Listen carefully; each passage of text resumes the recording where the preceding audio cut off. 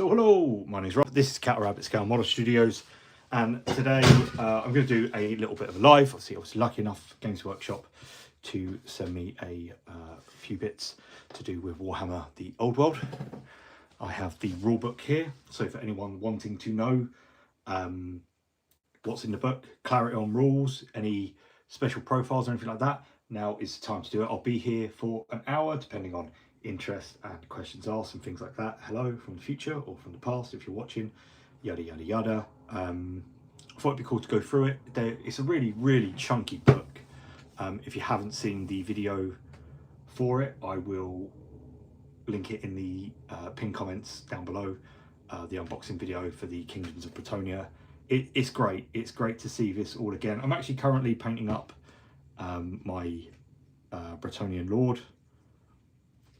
There he is. He's having a little bit of a paint job done as we speak at the moment, which is great. Really lovely miniature to paint up. Obviously one of the newer ones, so lots of bits, lots of fiddly little bits, but it's great. So I thought I would sit here with the book. I'll go through it. I've actually had quite a good peek, and I think one thing we can do prior to people kind of popping in and joining is, if you notice, we've got these blue pages.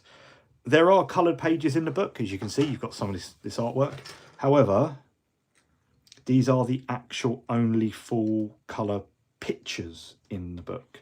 Now, in here, it's quite interesting to see. I'm just going to move some. I was literally painting 2 minutes ago. Obviously, it's Friday night. I've not gone out tonight. Normally, I like a beer on a Friday. But my local's closed this week, so I'm going to stay in, talk to you lot. So if we just kind of go over here, obviously just past the weapon profiles, we can see the Empire of Man. Now, this is cool. It's got a bit of an indication of what's coming for them.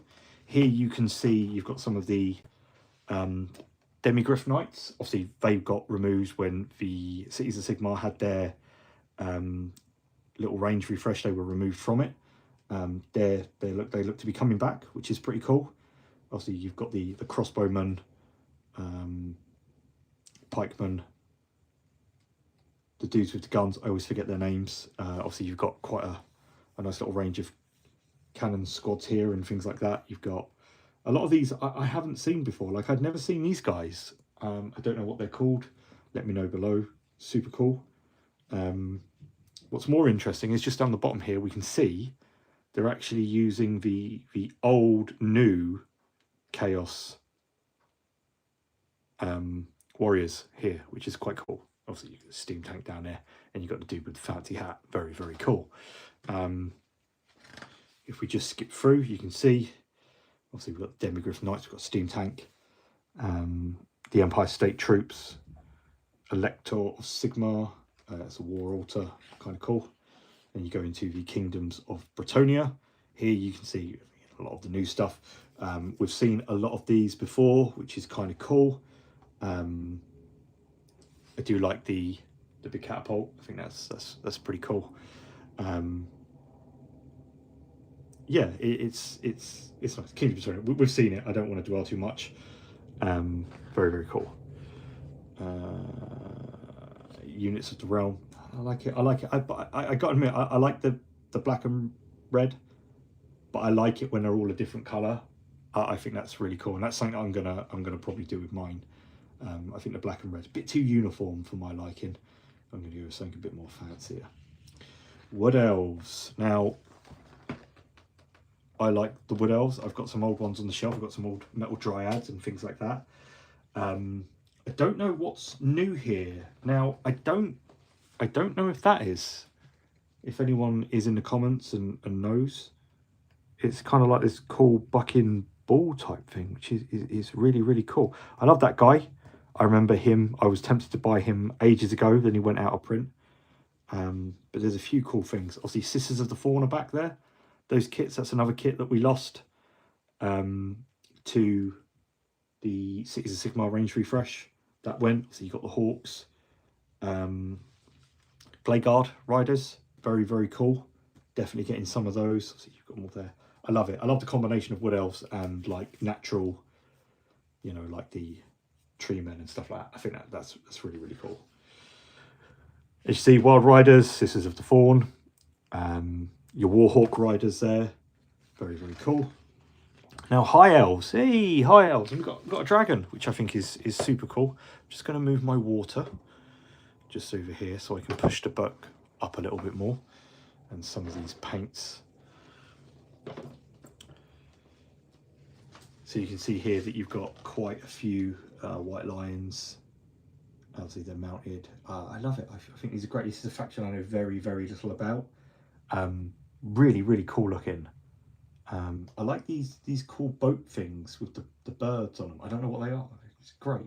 I think it's something that's really kind of like captured me.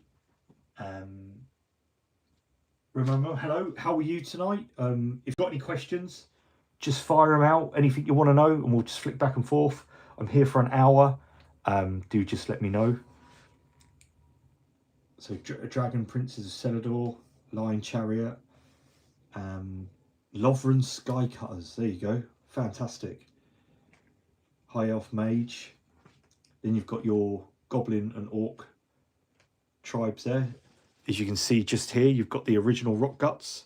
You've got some Sour Breaths there, which is very cool. Interesting to know that they're not just going to do the new kits, which is weird. I think if they were going to just only stick to new kits, there'd be new kits in the book.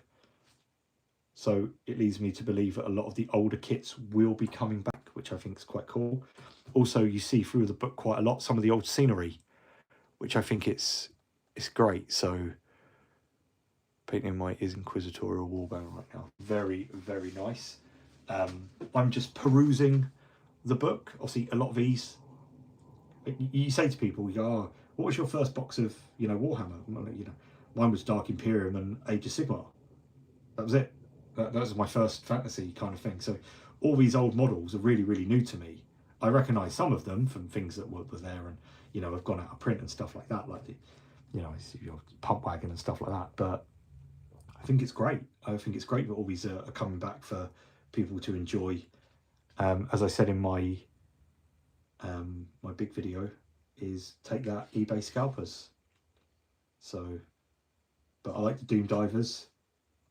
Boar Chariots, very, very cool. Then you've got the Dwarven Mountain Holds. Probably, I think out of everything, they just look very similar. No, that's completely fair. I just, it was nice for me to kind of get this. Games Workshop said, did I want it? Yes, absolutely. I kind of always feel that I missed out on fantasy. Even though I'm not a massive player, I did just watch a Warhammer Plus battle report, and it seemed like there was always something to counter something, to stop someone from doing something. It feels like a lot of rules. I don't necessarily think it's something that I'm going to play really heavily. However, the look and feel of it, and I've always said this, regarding the Mortal Realms to the Old World, is the Mortal Realms, it's just war everywhere. You don't really kind of get the feeling that it's a lived-in world. But here you see all these little pictures of like settlements and things like that, and little skirmishes going off. It feels like, yeah, do you know what? There is like a farmhouse somewhere out in the sticks that, it is probably being attacked, and they've been met with their, whoever governs their province and stuff. And it just, to me, it feels a bit more believable than the Mortal Realms. Don't get me wrong, I love the Mortal Realms. So,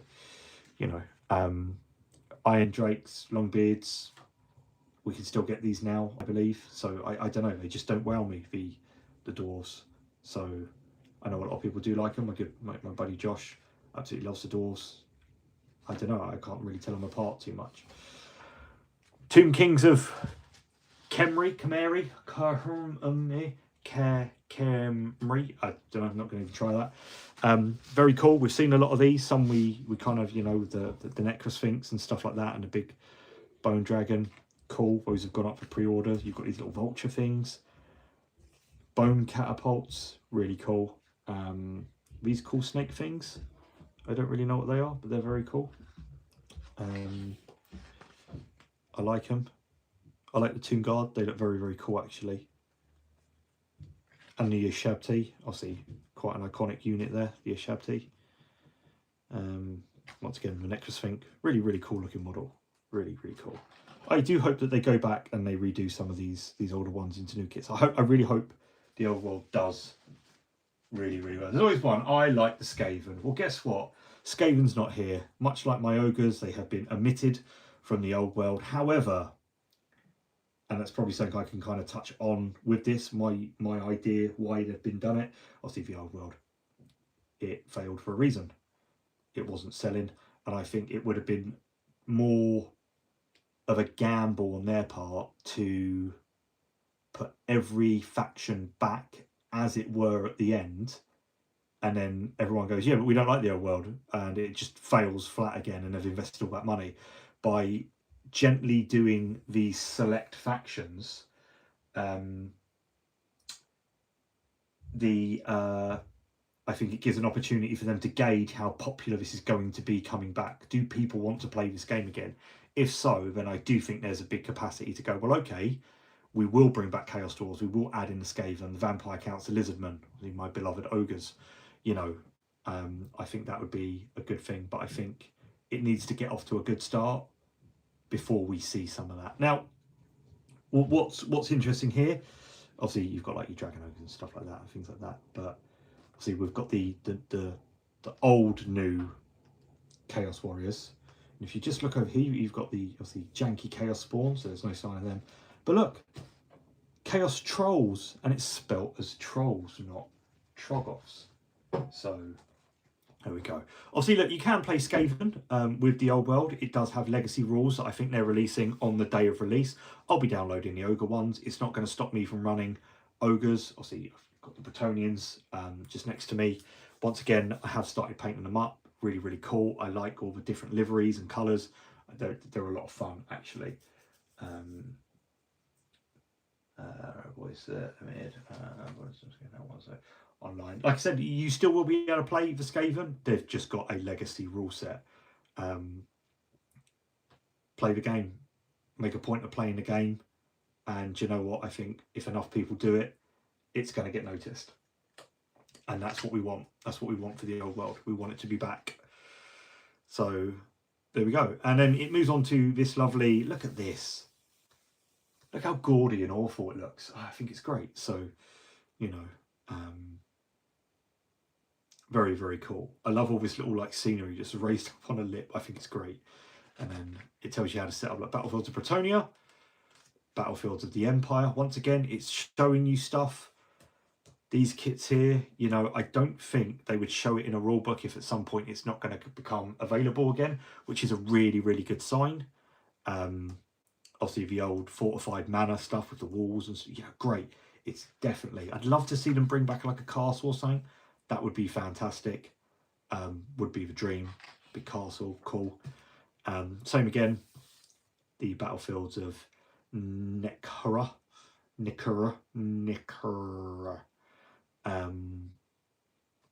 Once again, very cool. Not as excited as the green grass mat, if you ask me, but it's cool that, you know, you can see it all in all its splendid glory. I love this little temple type thing that they've made. I really like that. It's super cool. But yeah, so look, those are like literally all the coloured pages. So you do get some coloured artwork in this book. We can kind of spot one just there. Look at that! Wow. The old Empire and the Orcs. Is it Carl Franz there? I believe that's Franz the man. A little bit there on a mount. Great. I think it's brilliant.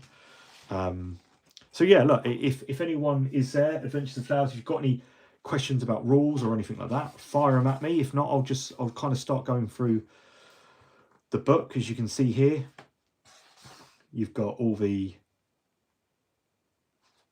factions. You know, I need to. I keep seeing Mootland Sterling there.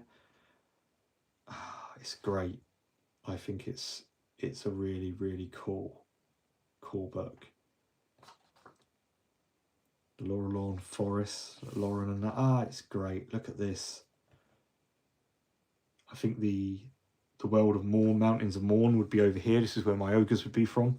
It would be great. So yeah, there's loads to sink your teeth into. So let's go back to start and let's have a good look. Obviously, it's robust. I've never known. This is how big this book is. If you actually flick right to the back, there's an index. When does a raw? Jesus Christ! You know, that's just to give you some idea. It's 352 pages. and there's a hell of a lot. But like, look at this here. It's like on the edge of like a ruined town. They're coming out the forest. To me, it just feels a lot more. The way they structured their pictures like this just feels very believable. I like it. I think it's great. Once again, we're seeing those old fortified manor kits used, so I'm fairly confident that, you know, that'll be something that will come. I like it. I hope it does. The World of Legend. I'm not going to read all this. It's a great read. I have kind of skimmed through some of it, and some bits I've kind of found myself just reading the entire section. But obviously, I did say I would be on for an hour. Obviously, I've put it up in places. I will say that the Old World Facebook group, very strict on their rules. I did try and put up a little post to say to people, going to be live at 8 o'clock. I don't think the admins liked it, so I don't think it went up, which is a shame, because obviously I'm sure a lot of people do have questions. It does feel sometimes that these groups that we're a part of almost don't want their members having access to this type of stuff. It's very weird. You go, oh, we're excited for the Old World, and I'm going, well, here's the rule book, and they're going, no, you can't put that. We don't want anyone knowing. It's a bit weird. So, you know, I think interest in the Old World, 50-50 for a lot of people. I think a lot of people, newer players, don't really know what it is, myself, you know, included. I did a bit of digging a few years ago and found the Wood Elves and the old books and stuff like that. Here you've got a little bit of a timeline, which is great. It's interesting that they do like Emperor Mandred, Skaven Slayer, so they do note the other factions. However, they're not where this timeline is set, which is, you know, there you go. The Twin 12 comet appears in the heavens, and Sigma is crowned emperor. There we go, on 1. That was it, year 1.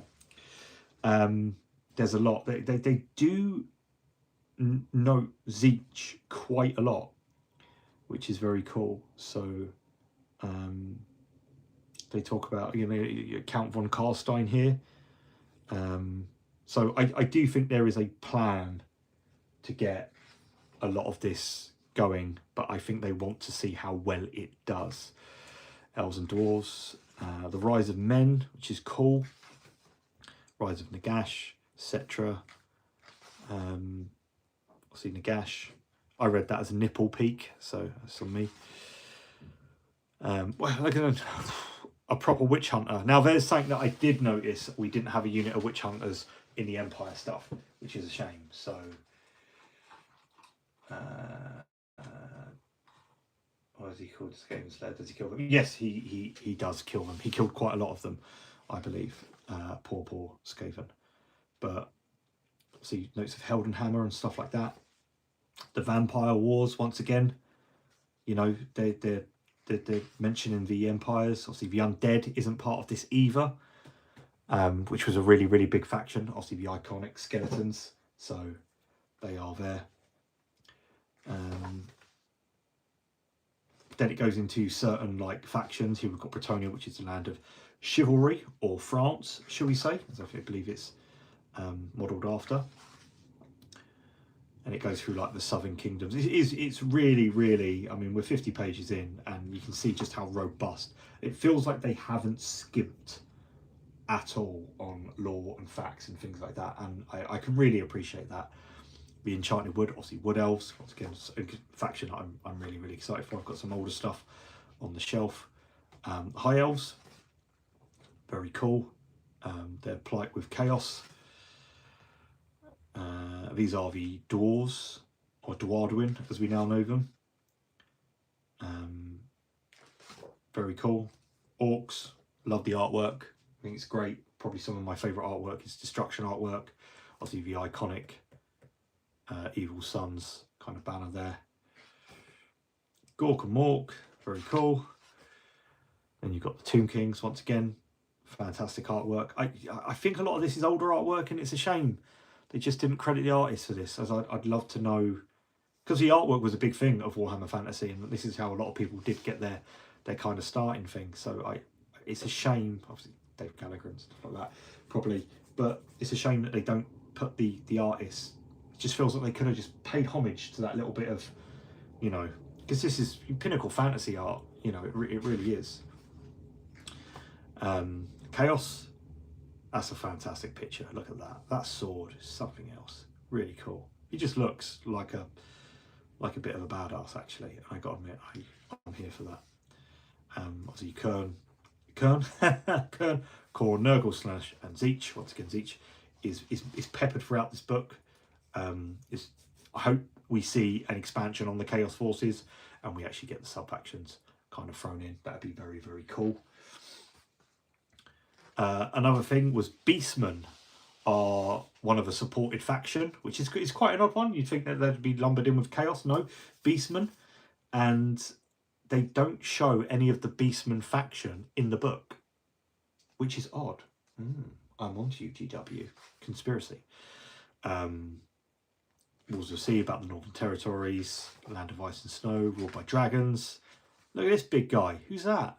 Big Steve in the back there with his little balloon. I like it. Very cool. I believe that was Battle for Skull Pass. I believe it was Islands of Blood. I can't remember which one it is. Like in my lore, like I said, I'm still trying to learn all this old stuff, but very, very cool. Then we go into the rules and the overview of the game. Now, I'm not going to go into this because no one's asking the questions about it, so I am just going to skip through this. But it's basically, you put your army on the table, you choose scenario, set up battlefield, deploy your armies to battle, and then you get the aftermath when you score your points. Obviously, you get points for killing units, killing characters, things like that. Now, this is where it does get incredibly robust. The rules are to the point of anal is the word I'm going to say. Like, everything is meticulously written out here for every eventuality. It's, to me, I always think a bit of common sense goes a long way, but obviously they've gone, no, we don't do that here. What's interesting is this little template here. It actually says, look, permission to photocopy for personal use only. Copyright Games Workshop 2023. That's very kind of you, Games Workshop. But I'm not going to do that because you get a lovely template in the book. However, if you didn't buy the big box or Bretonian or things, you've got a template. That's quite nice, isn't it? I like that. Stick it on a photocopier. But it does tell you, like, it goes into everything. Model profiles, what everything means. Obviously, you've got movement, weapon skill, ballistic skill, strength, toughness, wounds, initiative, attacks, and leadership. Obviously, I think that's fairly similar for what a lot of the old world stuff was.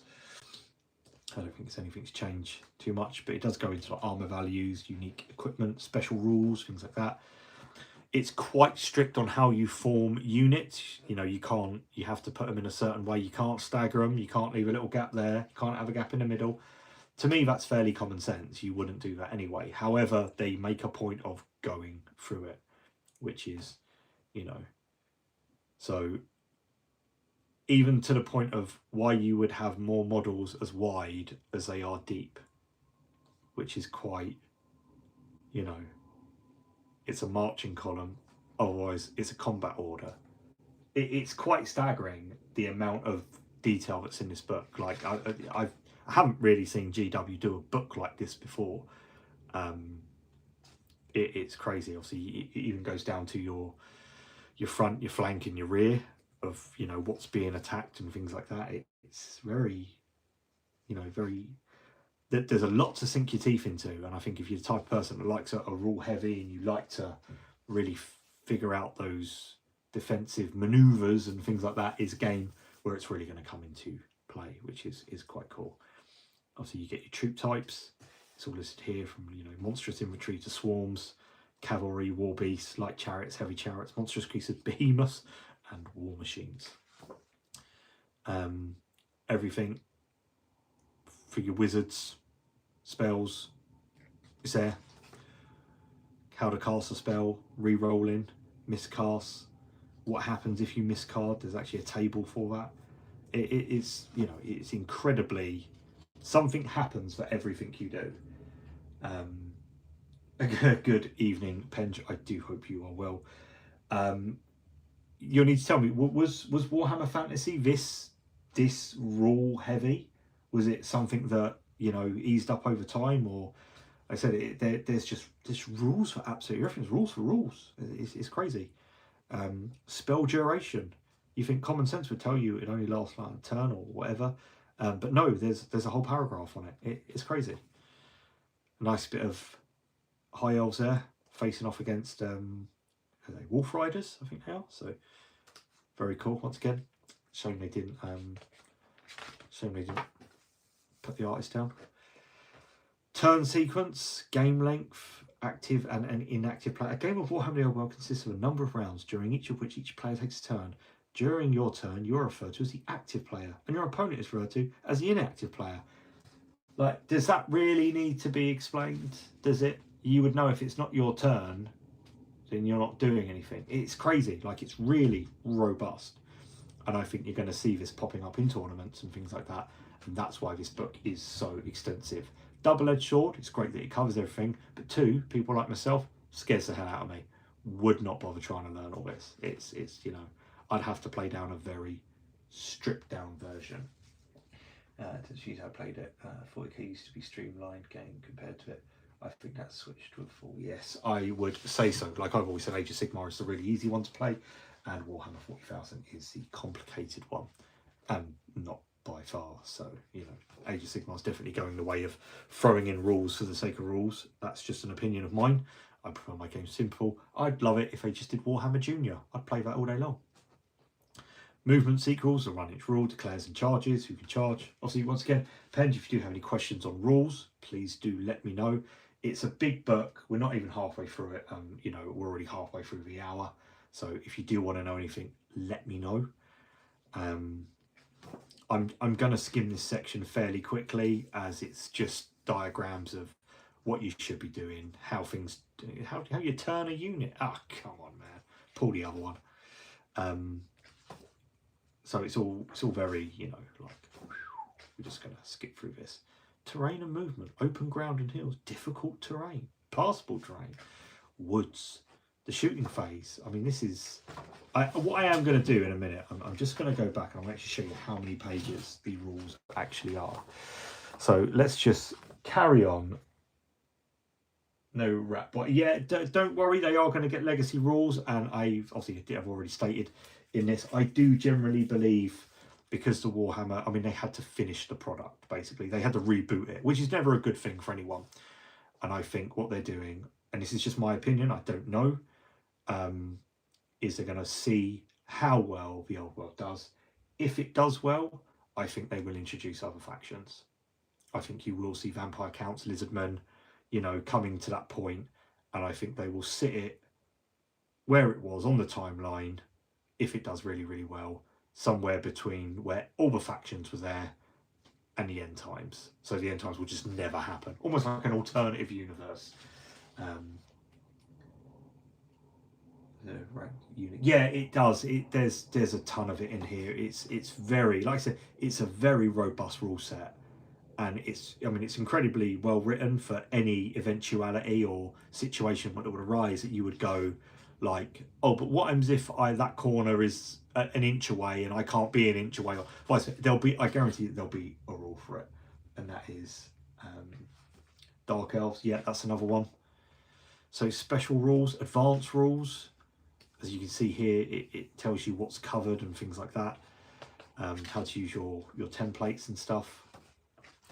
Howders, rallying cries, stomp attacks, timber, obviously your giants falling over. Do you remember the template? I remember seeing the template of the little fallen giant, or was it? No, it was a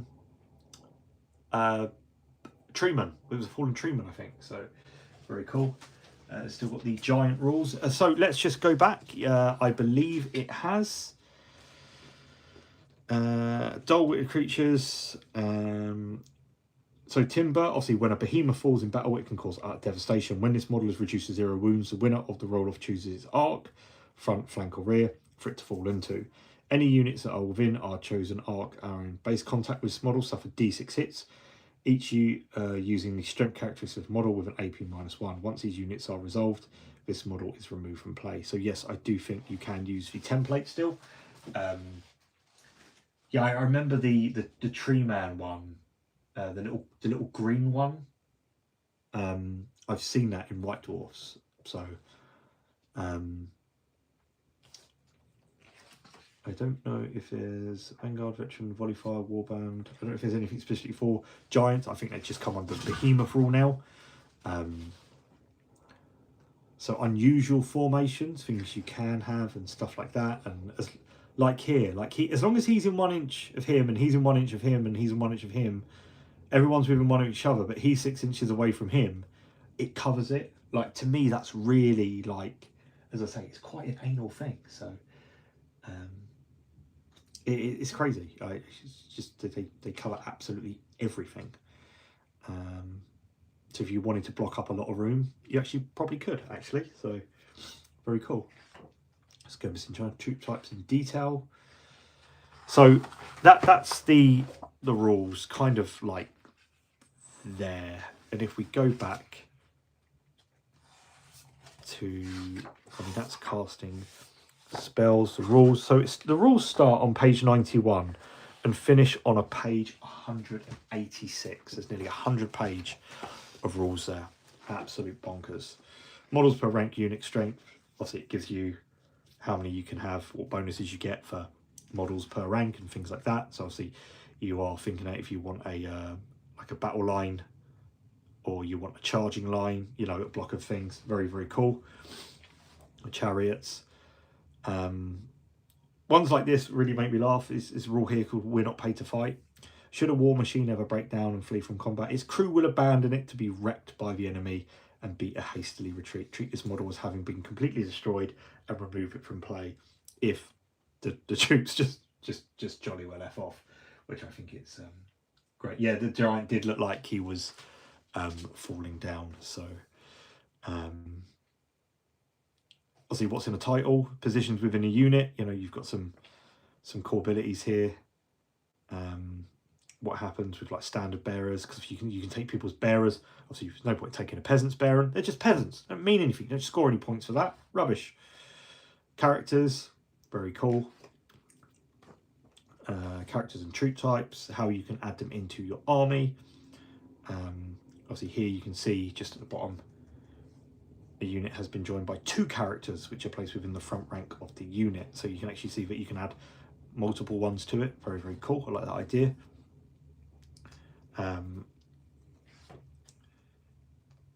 You can challenges, yeah, issue challenges and stuff like that. Very, very cool. Then we go into like weapon profiles and things like that.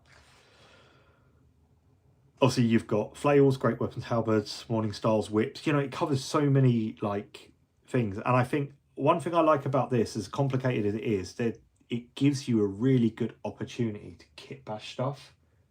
And I like that. I like the idea of just going, do you know what, my general's got a throwing spear. You know, it's cool. You can make really unique stuff. And I think that's, you know, not only a good standpoint for creativity, but also a good point because people are going to buy model kits because they want to convert them. And I think that's the right way to go about business, is give people the idea, give people the, you know, the materials to do it, and they'll go and do it naturally. You know, I've been doing it for Dark Angels for like, you know, years straight. I'm like, what do I want this guy to have? Do I want, you know, I love it, absolutely love it. Missile weapons, unusual armors, very cool. War machines, stone throwers, fire throwers, black powder mist fire table. So this is what I was talking about earlier. We did flick through this page. I will, as you're here, I will quickly flick through it. As you can see here, we've got some Demigryph Knights. They are coming back. Yeah, you've mentioned that before. You know, what's interesting here? No witch hunters. Everyone's having a bad time. But you know, you've got the you know, the pikemen, the crossbowmen, things like that. It's great. No Carl Franz. Where's he at? Jesus Christ. But I like all the artillery and the little crews and things like that. Very, very cool. Don't know who that's supposed to be there. That's a bit. It looks like he's got a sniper rifle. I never noticed him before. There's your priest. Obviously, Demigryph Knights will be coming back. It's good. It's a good plastic kit. I like Demigryph Knights. I think it's a kit that holds up fairly well. I like them. A lot of charm to them. Kingdoms of Bretonia, we've seen a lot of these. I do know they showed off some knights on foot which aren't actually in this picture, so I would say that there's probably ones that haven't been shown yet or are still coming, yada yada yada. You see you've got the lady there, you've got the new standard bearer, you've got the new duke, which is great. Obviously Knights of the Realm, I love all the heraldry, I love that, I think that's fantastic. Nothing changes there. What else? Once again, I think the only new one we've got here is this guy here. No idea what that model is. It's something that I've never seen before. It might be like from the early mid 2000s ish. I don't know enough about fantasy. I've seen the really old stuff. Like these are the new old dryads, and I don't think they look very good. I would prefer the old metal ones. So if I would, I'll be using the old metal ones. But very cool. You know, Sisters of the Fawn, once again, another unit that went. They are coming back. As you can see here, they're listed. High Elves, once again, very cool. Here we see we've got the dragon. I like that. The white lions. You've got the chariot there, which I think is really cool. I love those lions. Definitely going to be using some of those for maybe some of my Dark Angels, because you know those Caliban lions, big boys. That was the other thing. I love these Lothran Sky Cutters, like these things being towed by the eagles. I think that's great. That's really cool. Dragon Princes. These were another one that I think were removed when the Cities of Sigmar come out. Thinking about it, I'm sure they were, or I might be getting mixed up. I'm pretty sure they were. Obviously, we've got the return of Rot Guts, Sour Breaths, the dude on the dragon. I love that. That opens up the door for the old Wood Elves dragons, which I would love to see. Very cool. Doom Divers. Then you've got your dwarves. Once again, don't really know about dwarves. They all kind of look the same to me. I wish they had a little bit more character to them, like this with the horns and helmets. But they kind of just look a bit samey. I kind of lose a bit of interest in the dwarves, I'm not going to lie. Tombkins look great. Necrosphinx, brilliant. Ushabti, these weird snake things, love them. Bone catapults, yes. Fire skulls at people, that's funny. As you can see, nice pictures, very cool. Sepulchral Stalkers, I believe. Very cool. The Dragon Chariots look new for High Elves.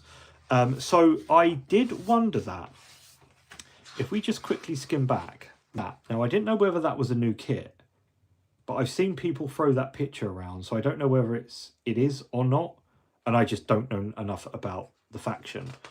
That, I'm pretty sure, was just a High Elf on Dragon. You used to be able to get that. That went out of production. For Age of Sigmar, you used to be able to use that at some point, and it went, unless it is a new remodeling of it, and it's just very similar. But I'm pretty sure that was something you could get.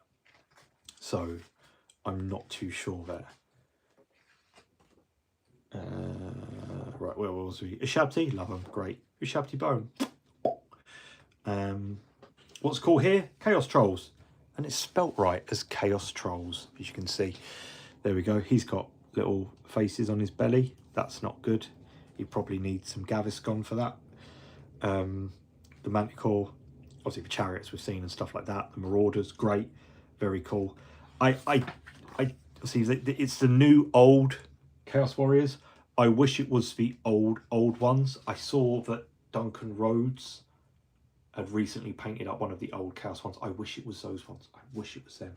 That's such a lovely box. It looks like a great kit. Then you've got how you set up your battlefield. How you set up your battlefield of Bretonia. Like this little farmstead. Some geezer lives there, and all of a sudden his wood elves have popped out and ruined everyone's day. God damn elves. Then you've got the Empire. Once again, we can see the fortified manor kits here. Pretty confident those will come back at some point, because they wouldn't show them off in a rulebook if they weren't going to bring them back. That's what I generally believe. If they don't, well, I shake my fist at them. I'd love a castle. I think that would be great. That would be the dream right there, to have like a big castle. I think that'd be really cool. Then you've got battlefields of Nekara. Very cool. Once again, Wood Elves seeming to be causing problems for absolutely everyone. Starting to think that the elves are the problem. I don't know, the Sisters of the Watch. I can't remember what they're called. I always forget. They're the ones with the bows. Very cool. Battlefield terrain. Obviously, these are still kind of borderlining rules now, so you know it's a big book, and you wonder why there's an index in it. Jesus Christ. Dark ruins, duck and cover, huddle together, incoming. You know, there's armies, points value, and sizes of games. Misbehaving mercenaries. I love this. I think this is a really, really funny way to kind of add a bit of character. Like roll a 1 and the mercenaries spent the night before the battle drinking their way through their pay. They arrive on time but smelling like a brewery and wincing at loud noises. The mercenaries gain the stupidity special rule. If the unit already has the stupidity special, it must apply a +1 modifier to the dice roll every time it makes a stupidity test, which is great. I like, you know, there's something you get what you pay for. General apathy. It's got its own little rules. So if you are going to bring some mercenaries, very cool. And obviously mercenaries can be up to 20% of your army, which is great. In actual fact, that's quite an interesting little table there, and I'm just going to highlight that. The characters can be up to 50% of your army. Your core army has to be at least 25%. Special, you can have up to 50%. Rare, up to 25%. Mercenaries, up to 20%. And allies, up to 25%, may be spent on a single allied contingent. So in actual fact, you can plan your army accordingly with those statistics. I like this one here. These are, what are they called? Fellwater Troggoths. Just puking on that guy, which is a bit out of order, really, isn't it? And that guy's holding his face. He's probably been melted. That guy's seen some things, and that guy's already killed one. And he's stabbed him up, which it's great. What a cool picture. That's really, really cool. Look at the size of them. They eat you alive. Battles, how to prep for battle, pitch battle, victory points. The plan of Languili, open battle. Obviously, it's got a few little scenarios in here, which is quite cool. Doom of the Ordo Todmir III. The Battle of Pine Crags. The Drakewald Forest Incident. Very cool. You've got some really unique deployment zones down here. I like that. I like that. I like it when they do stuff drastically different. I like that a lot. Passes. The Lonely Tower. So you've got a tower in the middle. Who'd guess that one? Campaign battles. Obviously, it tells you, you know, what to do, how to sort it out. I like it. It's cool. It's very there's a lot to it, a lot to sink your teeth into. Narrative battles. The Games Master. One of the best ways to introduce new rules or ideas and run a narrative scenario is with the help of a Games Master, or GM for short. Also, you can see GW harking back to their D&D days, which actually, in fact, I only found out today was something that they did when I was chatting to a guy. It's an optional third player who takes a role of somewhere between that of a narrator and an impartial arbitrator of the rules, who presides over and runs a particular battle. The GM helps the players by setting up the scenario and interpreting and amending, or even making up the rules as needed.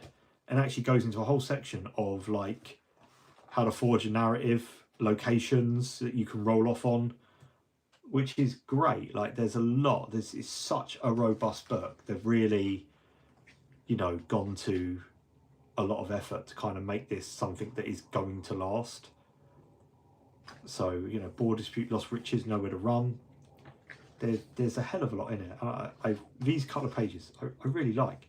And look, Mordheim, they mention it. So, you know, Oh Well Does Well. What comes back? Mordheim. Brilliant. You know, more deployments here. Heroic Last Stand. It's great. I think it's great. There he is. It's Franzi Boy on horse. We don't pronounce H's here in Greater London. Realms of Magic, very cool.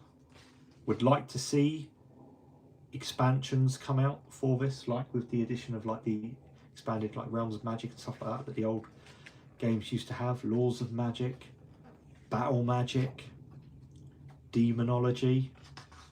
Once again, this will be for your Zeech and stuff like that. Dark Magic.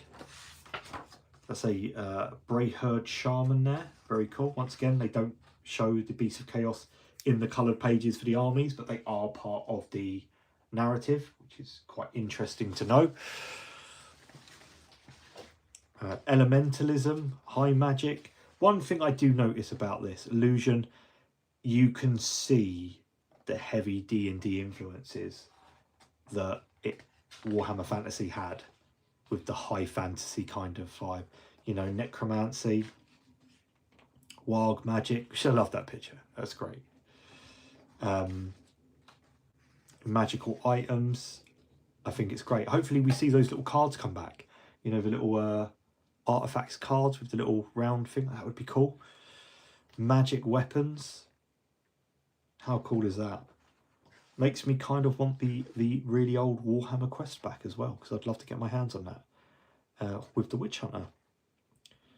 Then you've got your, it's kind of like a quick reference kind of guide. I'm all for this. You do get a really, really cool quick reference, couple of pages in the actual box as well, which I'm a big fan of. Love this table. What an easy way to work stuff out. So my weapon strength is an 8. Your toughness is 5. 2s. It's got it all there straight away. Love it. I wish, you know, I need something like this for 40k, because I'm always forgetting which one's which. But like Black Powder Misfire, Stone Thrower Misfire, it's all there. It's all really, you know, kind of, it's, I won't say easy to find. There's a lot of it, but like I said earlier, I've never known a rulebook to have an index. And as you can see here, it's just such a massive rulebook. It's a shame there wasn't as many questions today as maybe I thought there'd be. However, I mean, it starts from, let's try and find the lowest page, 16. There's 96. So page 96 all the way through to, I mean, there's 273 there, 286 there. I don't think there's anything past that. 280 and 297, page 299. So there's about 200 pages worth of rules. There we go. That is. Penge, thanks for popping in, mate. I'll see you soon. Take care. There's a lot. There is a hell of a lot in this book. I can't wait to see the little narratives that people make up. I think those are the more interesting stories. That you actually see. I like the idea of going, let's do one in here, and you know, replicating this little tiny portion of land. I think that's great. It's a great idea, and I think that's why, you know, there's a lot of it. Like even like these, you know, the northern lands up here, to turn around and go, oh, we're sailing off to find some relic, and everyone's racing to find it, and we're going to start here. You know, building these little campaigns. I think it's quite exciting actually what the potential this book has and the old world has. I generally really do hope it does very well. I hope people enjoy it. I hope people that don't enjoy it, let people enjoy it that do enjoy it, because do you know what, each to their own. I think this is a game system that's beloved by a lot of people. I'm glad to see it back once again. I know I'm fairly new in the hobby. As I've said before, 6 years, I've only ever really known Age of Sigmar. I'm glad Warhammer Fantasy's come back. I think it's a good thing, not only for the community, but for the players. I think it's going to be a cool thing. Just quickly, what we can do quickly as well, I will just go through the instructions. One thing I will say, I noticed is the instructions here. They are incredibly vague. So do just be aware of that. Take your time with your instructions. Obviously, things like your peasant bowman's not a problem. It's 2 arms and a head, and then like some arrows or something. Just be careful with it. This guy has some very fiddly bits. Obviously, I am building him at the moment and painting him up. Here he is. That's where I'm at with it. There's a few things that you are going to need to kind of know, and I'm just going to point them out in this video. See this little number here, this number 30? Apparently what you need to do is glue 2 halves of the legs on and then put this tiny little fiddly bit between it, and there's no grooves, it just sits between it. What you can actually do is leave this off, stick the body on, You don't need to put the two halves on it. Stick the body on. And in actual fact, this little piece here catches a lip on the bottom of the torso and is a lot more easier to put on. Also, you see this here, part number 35. It's this little tiny woman, the lady, should we say. And I'm going to give you an idea of just how small it is. See her standing in there? Well, it tells you to make the head first. So you glue the head on and then you put the back on and then you put the lady inside it. You actually can't do that because there isn't enough room. So what you actually have to do is put the lady in first, then attach the back of the head. You can see her in there. That's just something to be aware of. Also, this little part here, 41, I will probably leave mine off once again because it's supposed to glue onto the side just here. However, because I've now stuck the clothes on, oh, not that part there, I think it's here. This is incredibly difficult to get into place. It's fine if you've got a little pair of tweezers, but it's supposed to sit somewhere there. Obviously, if you've already painted that and you are trying to work in sub-assemblies, this is going to be a bit of a nightmare to do. So I would probably advise you to leave those bits on or do it before you put the overcoat onto the actual knight, as it's going to allow some room. But there we go. He's going to sit on here because he likes horse, doesn't he? Nee. And there he is. And then I've got the wings. I'm working on his big wings. I've got these. I've started the effect already. He's going to have some nice big wings that kind of flop round, and there he is. Not much to this guy. I'm actually ploughing through him quite quickly, considering that I only started him tonight. Cool miniature. Once again, can't wait to see what people do with these. Very, very cool. So there we go. That's Warhammer the Old World. Things to look out for, instructions, any rules, and what could potentially be coming. I am going to call it there, as we're 2 minutes to the hour. I know I started a little bit late, but hey, I've done a hell of a lot of talking. So that's it from me in this one. I hope that, you enjoyed it. I filled the void of your life for an hour with my dulcet tones. However, thank you to everyone that did pop in, has been commenting away. It's a shame we didn't get any rules questions really kind of asked and things like that. However, that's a gamble you take when you do stuff like this. Enjoy it. Tomorrow it'll be a week until the Old World is released. If you're watching this, enjoy it. Enjoy the Old World. I hope you have a fantastic time. Don't let factions that aren't necessarily being at the forefront of the story deter you from playing your army. Legacy armies, it's just going to be, as fun to play, and that is the main thing. When you're playing a game, it's all about fun. Have fun with it and enjoy it. The World's back. Hopefully it's not going anywhere again. So yeah, there we go. That's it from me in this one. Thanks again to everyone who stopped by. Like, subscribe, all that good stuff. I'm off to walk the dog and have a bath. Way! I will see you all next time. God bless and take care.